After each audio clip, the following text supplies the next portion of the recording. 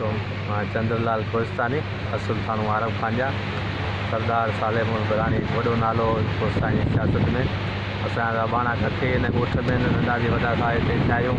सरदार साहिब सां रिझरायूं रहियूं आहिनि जॾहिं असांजा हिते घर हूंदा हुआ, घणी अच वञ हूंदी हुई। सरदार साहिब सां गॾु असांजा बाबे वारा, चाचे सामनदास वारा, बाबा तेजूमल वारा उथी वेठी हूंदी। पोइ 92 में असांजा हिजरत करे हाणे बुलाखाने वारी पढ़ण लाइ पोइ बि असांजे वापसी ॻोठ आहिनि, ॿिनियूं ॿार हिते आहिनि, अचु वञु रही आहे। असांजे प्यार ऐं मोहबत रिश्तो रहियो आहे सरदार साहिब सां सदाईं शुरू खां रही आहे। कॾहिं बि माना पाण कॾहिं बि ॾाढो मुसीबत न कई, सदाईं प्यार ऐं मोहबत वारो रवादारी वारो रिश्तो बरक़रार रखियो। इवन असां जॾहिं हिते ईंदासीं त असांजी मानी टिकी जो बंदोबस्तु सरदार पाण कंदा हुआ।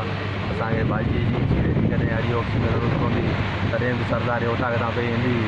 सरदार साहिब पंहिंजे राज सां बिल्कुलु निभाईंदो आयो आहे ऐं आख़िर ताईं निभाई, कॾहिं कंहिंखे तकलीफ़ न ॾिनई। इहा सरदार साहिब जी तमामु वॾे में वॾी ख़ूबी हुई। अलाह साईं खे ज़रत नसीब करे। असांजी दुआऊं नेक तमन्नाऊं सरदार साहिब जे ख़ानदान सां गॾु आहिनि।